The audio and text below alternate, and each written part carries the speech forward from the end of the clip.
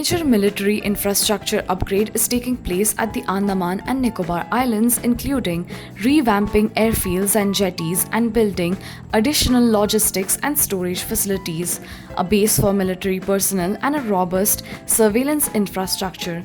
The upgrade is aimed at facilitating the deployment of additional military forces, larger and more warships, aircraft, missile batteries, and troops.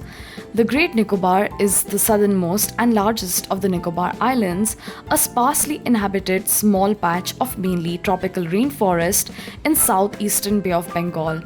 Indira Point, that is India's southernmost point, is only less than 170 km from the northern tip of Sumatra, the largest island of the Indonesian archipelago. Great Nicobar has two national parks, a biosphere reserve, small population of the Shompen and Nicobarese tribal people, and a few thousand non-tribal settlers.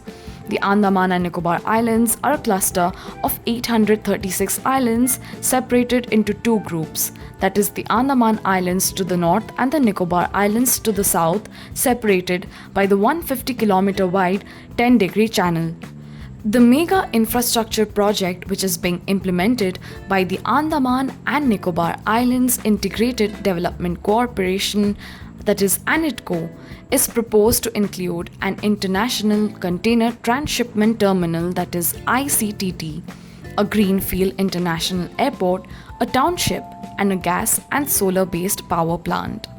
The project for the holistic development of the Great Nicobar Island was implemented after a report by Niti Aayog.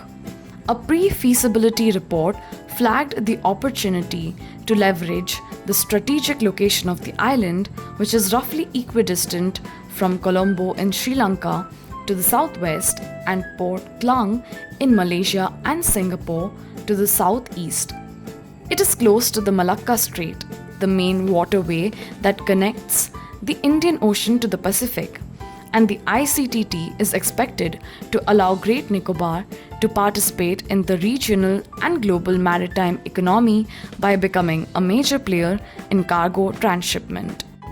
A proposed greenfield city will tap into both the maritime and tourism potential of the island.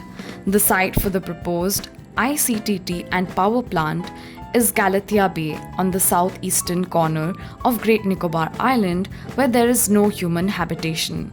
The project was granted in principle forest clearance and environmental clearance in October 2022. A detailed project report has already been prepared, and the initial phase of construction of the terminal will begin in the coming months. The Bay of Bengal and the Indian Ocean region are of vital strategic and security interest to India, as the Chinese People's Liberation Army Navy seeks to expand its footprint across the region. India is wary of a build-up of Chinese maritime forces at the Indo-Pacific choke points, especially that of Malacca, Sunda, and Lombok.